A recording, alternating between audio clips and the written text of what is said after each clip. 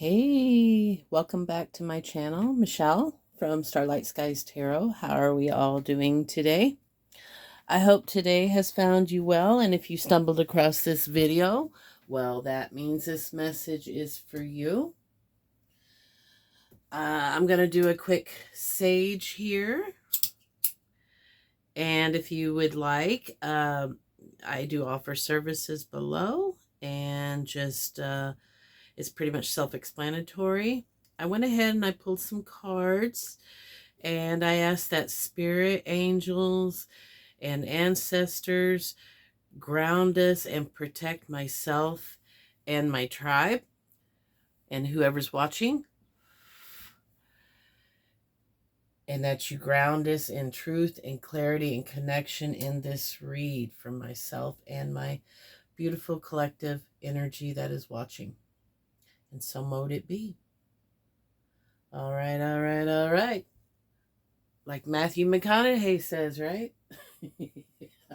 I love him. You know, I kind of been listening a little bit. I'm really a big fan of them audiobooks, and so I've been listening to a woman read his on YouTube, and it's very interesting because his life, you know, it's just a reminder. It just what background you come from, how you can overcome that, and you know, become successful, extremely successful. So that is a message out there from somebody. You know, just because you come from dysfunctional, and honestly, I don't know anybody that doesn't come from some sort of dysfunctional background. That's your past. Your past doesn't define you. Your past helps you build on who you are, and sometimes lessons are learned in the dark. Strength, character, sometimes that's only built through shadow work and hard lessons. And, you know, you've seen, and, you know, I remember back in the day, you know, the kids in high school, you know, the kids that worked and bought their own cars versus the kids, 16-year-old, oh, here, let's go buy him a new car.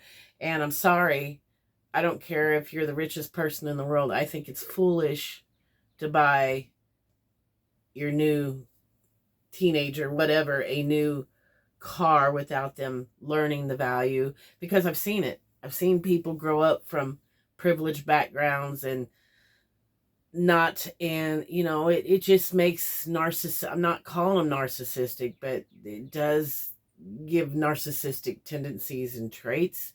They value materialism over connections, and that's sad because they don't even respect their possessions. They think they're bulletproof.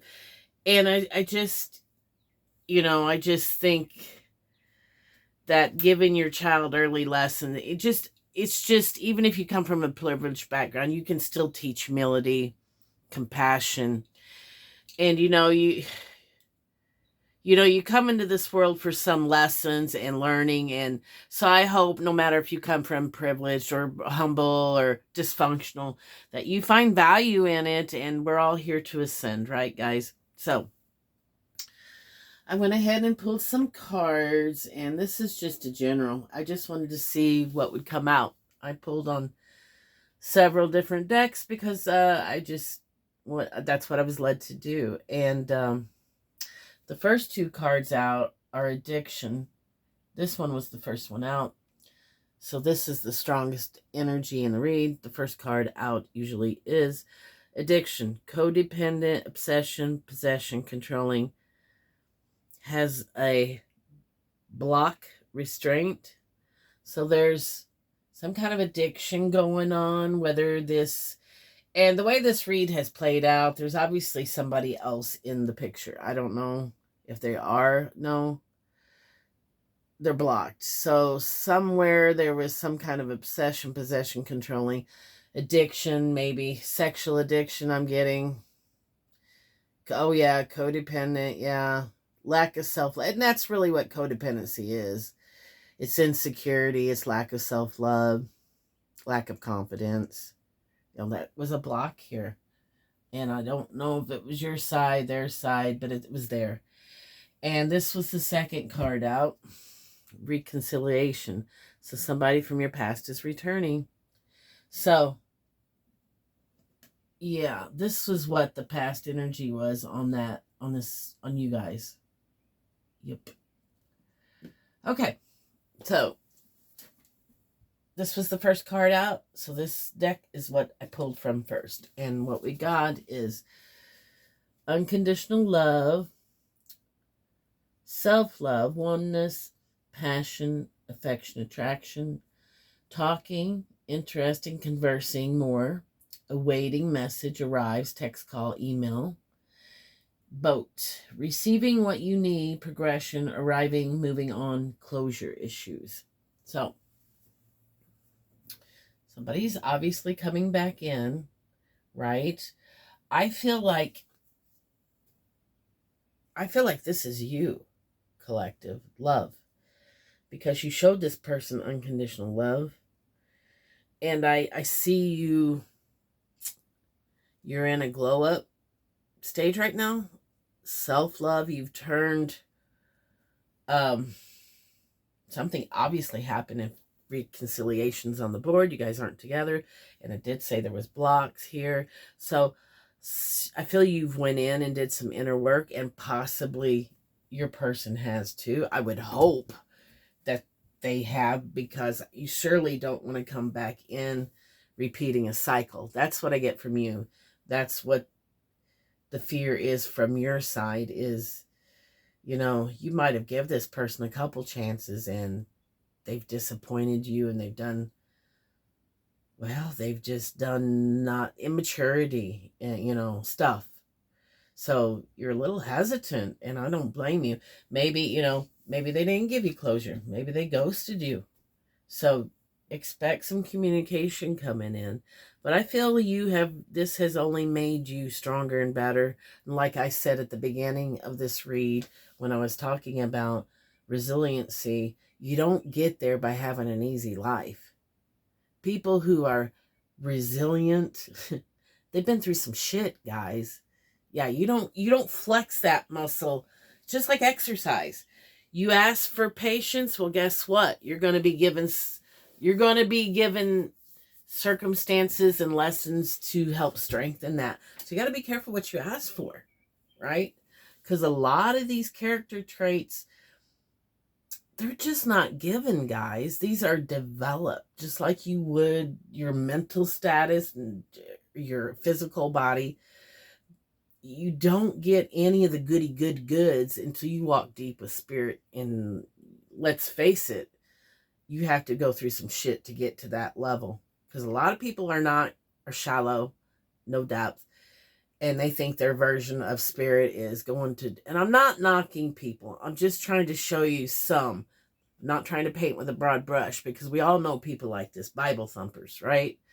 That thump you on the head, and their version of spirituality is, and that's okay if it works with them, but when you cross the line and you start attacking people like myself who are into tarot, or maybe have a different outlook on spirituality, some people love getting in a pissing contest and making them feel better just because of their beliefs alone. And I want you to encourage you, don't. I'm a big one on being authentic, and you just have to feel sorry for those people because they've locked themselves in a mental prison. And again, that comes back from core beliefs that if you feel like you have to be better than somebody, then inside you definitely do not feel like that. That is projection. So, and a lot of people in the, I'm sorry, they think their version of connection to the Spirit, Lord, Jesus, God, whatever label you want to use, it's just going and refuting, rebuttal Bible verses, going to church once a week, but live like the devil and hateful and sinful the rest of the week. Come on. I'm not saying any of us are perfect at all, but what I'm saying is straight up lie, straight up being a mask. That's not who you really are. Spiritual people, they are not afraid of being authentic. They're not afraid of saying, look, this is my path. You may resonate with it. You may not, but this is mine. And kudos to you if you are on yours. I don't feel the need to compete. That's a confident person. I don't feel the need to shoot down what your beliefs are. Or challenge your beliefs. Those are yours, and I respect that. That's a healed person. That's a confident person. And I don't care what label you put on it, folks, because I've been in the church, heavily in the church, and I could probably tell you more about that scripture than some of these people who think they are. What I've done is I've just expanded on my beliefs. I've had enough tragedies. I've had enough shit that's humbled me and made me closer to divine and opened my third eye. I've expanded on that. I say this again, it's a wonderful foundation, but that's not all that's out there, guys. So don't limit yourself, and certainly just allow people to be themselves, and then you get to decide if they're in your life or not. I just feel like you've had some of those people in your energy, folks. And I gotta say, I've not been in tarot long. This is, I've had to go through some dark nights, and I turned to tarot, and that has been healing for the past 6-10 months for myself. So much so that I thought, what the hell? And so I dove into tarot, watching other readers, taking classes, really new and skill, diving deep. And it's really taught me a lot about myself. It's healing. That's why I do it. And it's also helped me develop job skills for my son. So it's a win-win. What was meant to destroy you has made you better, has made you tear up. So that's a message for somebody. Sorry, I got sidetracked. But that is what tarot is. It is advice. It is lessons. It is wisdom. So folks, that's just passing it along. So this is the second deck I pulled from. It looks pretty damn promising, guys. So I'm hopeful.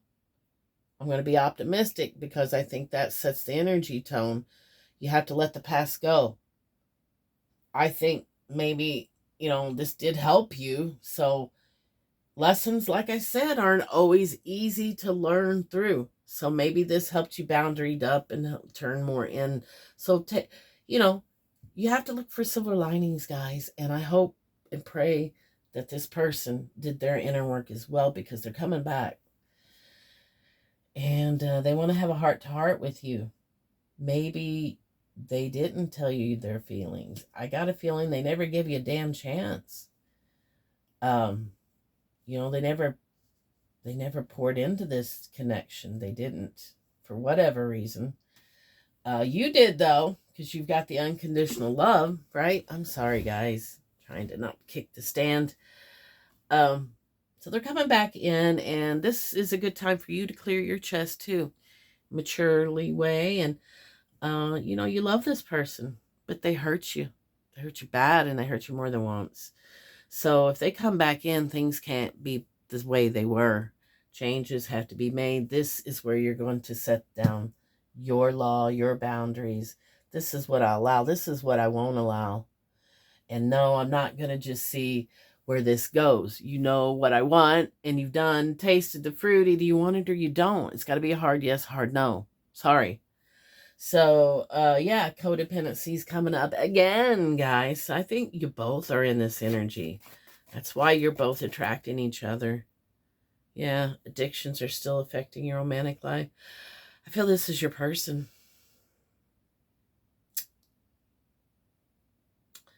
And codependency, guys, this is like alcoholism. I know because I'm a recovering codependent. And to top it off, I caretake my son with severe autism. So that alone does not help a codependent. Sure, I'll bleed out for you, So, and I had major health issues. I got really sick, guys. And looking back, now that I understand energy work better, yeah, it was part of my spiritual plan. And I've had a lemony snicket's life. And if you follow me on Facebook, I go into that a little deeper. And I share just because to help people, not for attention, So codependency is like alcoholism. Melody Beattie has a good program on that. And it's like alcoholism. You have to work your steps. And if I'm not careful, I will fall back into them codependent behaviors where I just people please. Where, sure, you don't want to see me for a year, but when you do, you just want to have sex. Sure, I'm okay with that because I'm starving for love. I'm pouring from an empty cup. No, that's why, looking back, I attracted what I attract because that was in my energy field. But the good news is you can change that. You can change your thoughts. You can go deeper into your subconscious. And that's the work I'm doing now. I'm diving into subconscious work because that's where you change things. That's where you change your energy field. So if you are codependent, if they are, work your steps. Check her out. Get yourself educated. Usually codependent people, I'm just going to tell you this up front, will attract narcissistic people. I come from a narcissistic family, married a malignant narc because I was groomed for it. And I do attract them. Even recovering, it's just you're an empath. You have a big heart. You got a big bright light. You shine bright. And they're just predators out there that will prey on your goodness. So something you have to really always be working on. Self-love. Anchor yourself in self-love. Pampering. Building your confidence. Asking yourself, is this beneficial for me or them? And you, my dears, have to lean a little bit on the more selfish side because you have a little harder time with boundaries and codependence. So don't feel like you're being selfish, because I know self-care feels selfish when you're in codependency, but it's not. So be aware of that. The next deck I pulled from was this deck here. It was my Kipper deck. And we got bad health, courtship, and gift. So I think your person might possibly be in bad health, unfortunately. I think this happened after they let you go. That it hasn't been working out for them the way they thought. Maybe they got a lot more stress. Thought they was letting go of the stress, but they inherited a bunch more. So they're coming back around.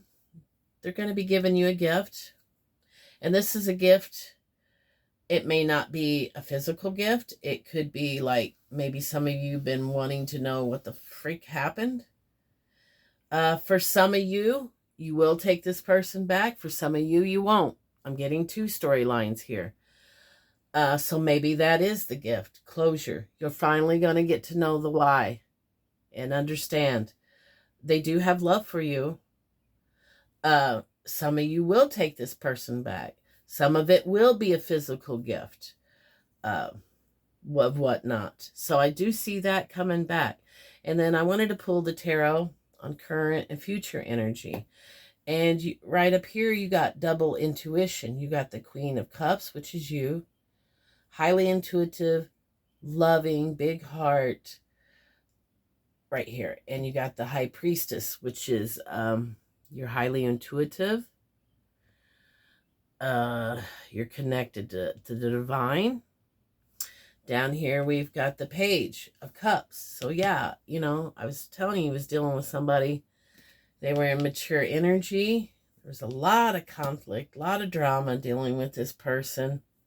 So you move to calmer waters. The Star card. This is you. You're glowed up. You're in renewal. You've rested. Yeah, I think things are going to be happening fast for you. When this person comes back, I think the pace is going to pick up. But this is the storyline. Some of you, like I said, are going to take this back. This is for the people who are not, because this is the suit that come out. Let me grab it. Like I said, some of you will take this person back, and things will change for the better. They've done their work, they've seen what they want, and they're ready to make this right. Some of you, this will be a closure. Some of you feel like I've healed too much, and you've hurt me too much, and I just I just can't trust this connection anymore. It's because you got the Queen of Swords. She's an intuitive queen. So you've got 3 intuitive things out here. You are really, you might be a tarot reader yourself, little psychic abilities yourself going. Queen of Swords, she's strategic. She's like, I don't know, because is this going to add to my cup or is this going to take away?